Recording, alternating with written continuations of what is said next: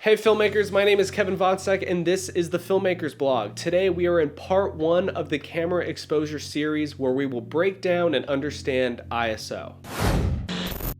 ISO is used to measure film sensitivity across film and digital cameras. ISO is the first setting that I'll set and the last setting that I will change, and I'll get into that more later in the video.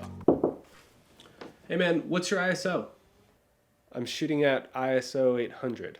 Great, thanks. Film speed is another way to say ISO. Hey man, what film speed are you shooting at? ISO 800. Great, thanks. Some filmmakers choose to say ISO instead of ISO, and they have a perfectly legitimate reason for doing so, but personally I have never heard someone in or outside of the workplace say ISO instead of ISO. So it's really up to you on how you would like to say it. Hey mate, what ISO are you shooting at? Are you supposed to be British? ISO 800. ISO. It's ISO 800. You happy? Great, thanks.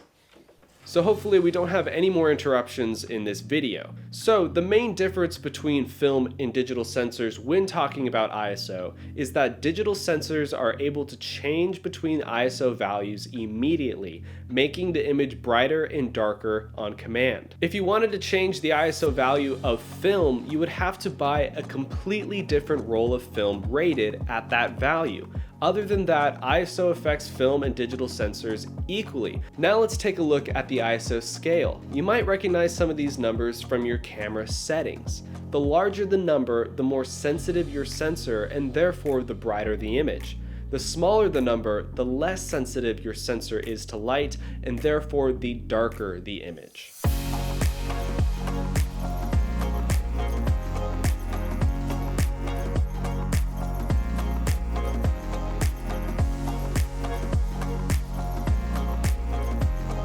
Here at the blog, we are all about specifics. So how much brighter is the image when we increase our ISO? The answer is every time the ISO doubles, the image is 2 times brighter than before. ISO 1600 is 2 times brighter than ISO 800.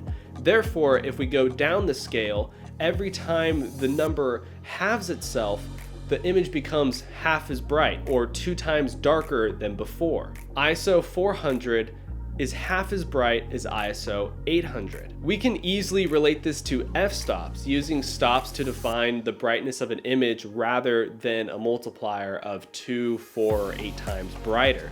So a stop increase is 2 times brighter, and a stop decrease is half as bright. So therefore, ISO 1600 is 1 stop brighter than ISO 800.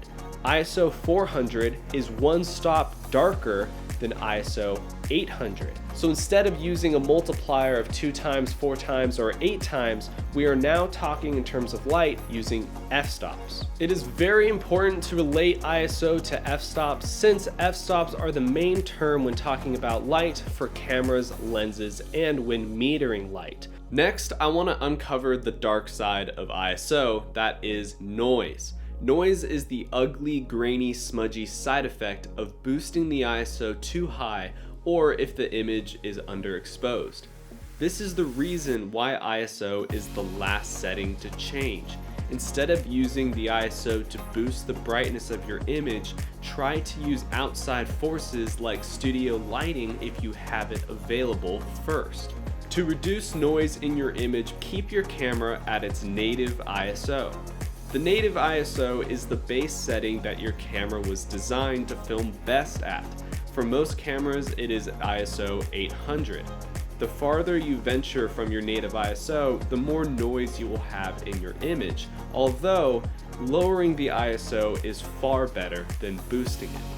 We will talk more about f-stop, shutter speed, and ISO and how they relate later in the camera exposure series. So make sure you watch the entire series because there's a ton of value in those videos. Also, if you want to dive deeper, check out my Jumpstart to Exposure guide on thefilmmakersblog.com. It includes everything I covered in this video and much, much more. There was a lot that I did not cover that is already in that guide. As always, filmmakers, make sure to like and subscribe so you don't miss my next video, even though you already know it's every Friday.